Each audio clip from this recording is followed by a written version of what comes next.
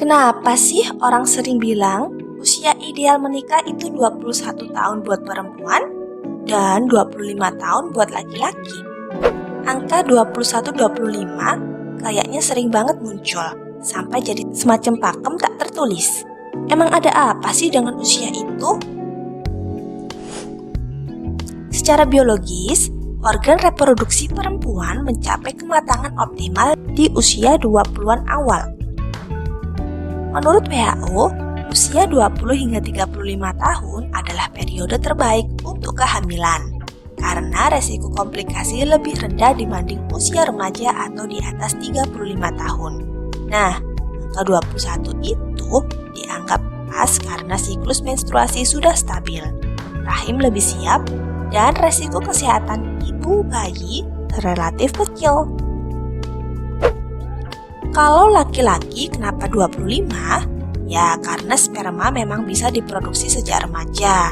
Tapi kualitas sperma terbaik biasanya dicapai di usia 25 hingga 35 tahun. Selain itu, organ tubuh lain seperti jantung, paru, dan tulang sudah mencapai puncak perkembangan di rentang usia 20-an. Jadi secara fisik, tubuh memang lagi prima banget. Tubuh siap belum tentu otak siap. Nah, menurut penelitian neuroscience, otak manusia terutama bagian prefrontal cortex yang mengatur logika, perencanaan, dan kontrol emosi baru matang sepenuhnya di sekitar usia 25 tahun. Itu kenapa laki-laki sering disarankan di usia segitu. Perempuan, walaupun secara otak juga matang di rentang yang sama, sering dianggap lebih cepat dalam hal kedewasaan emosional. Menikah itu bukan cuma soal siap punya anak, tapi juga siap mental. Di usia 21 hingga 25 tahun, seseorang biasanya sudah mulai punya identitas diri yang lebih stabil, tahu arah hidupnya mau kemana, dan mulai bisa mengambil keputusan besar dengan tanggung jawab. Tapi tentu, itu sangat subjektif ya. Ada yang di usia 21 tahun udah siap banget, ada juga yang di 30 tahun masih ragu-ragu. Nah, masuk ke konteks zaman sekarang nih. Generasi Z sering menganggap usia 21 dan 25 tahun itu masih muda untuk menikah. Kenapa? Karena realitas sosial ekonomi sekarang beda dengan zaman orang tua dulu. Banyak anak muda yang baru selesai kuliah, baru mulai kerja, bahkan masih sibuk bangun karir. Pilih-pilih pasangan juga jadi tren, karena mereka pengen memastikan bukan cuma cocok secara fisik, tapi juga visi, gaya hidup, bahkan nilai-nilai. Faktor ekonomi juga berperan besar. Studi dari Journal of Marriage and Family menunjukkan bahwa stabilitas finansial punya pengaruh besar terhadap kualitas pernikahan jangka panjang. Jadi nggak heran, banyak Gen Z yang lebih memilih menikah di usia akhir 20-an atau awal 30-an.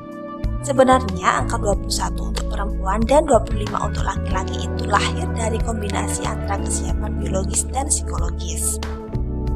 Di usia ini tubuh sehat, otak mulai matang, mental cenderung lebih kuat, dan secara historis dianggap waktu yang ideal. Tapi ingat ya, ideal itu bukan berarti wajib. Setiap orang punya jalan hidup sendiri. Ada yang bahagia menikah di usia 21, ada juga yang justru lebih matang dan stabil menikah di usia 30-an. Oke, studi Journal of Family Psychology University of Alberta menyatakan bahwa mereka yang menikah terlambat justru lebih bahagia loh, lebih percaya diri, dan resiko depresi dan cerai lebih rendah. Dan rata usia menikah di pria 28 tahun dan wanita juga 20 tahun. Studi menunjukkan bahwa dampak negatif masalah kesehatan mental seperti depresi dan kecemasan, sulit ekonomi, kurang kesiapan psikologis.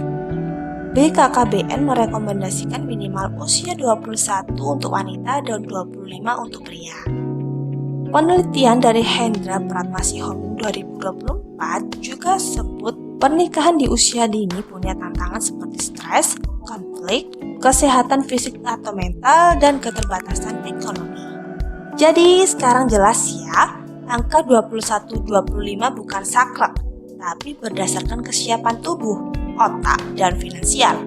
Tapi yang lebih penting adalah kesiapan kamu secara total, mental, emosi, ekonomi, dan komitmen. Ada yang nikah di 30 atau 35 tahun juga bisa bahagia banget. Ada juga yang nikah di 21 tapi struggle terus. Artinya yang paling penting bukan usia, melainkan kesiapan dan kualitas hubungan. 21-25 itu ideal, tapi yang paling penting adalah siap, bukan sekedar angka. Oke, cukup dari aku. Bye-bye.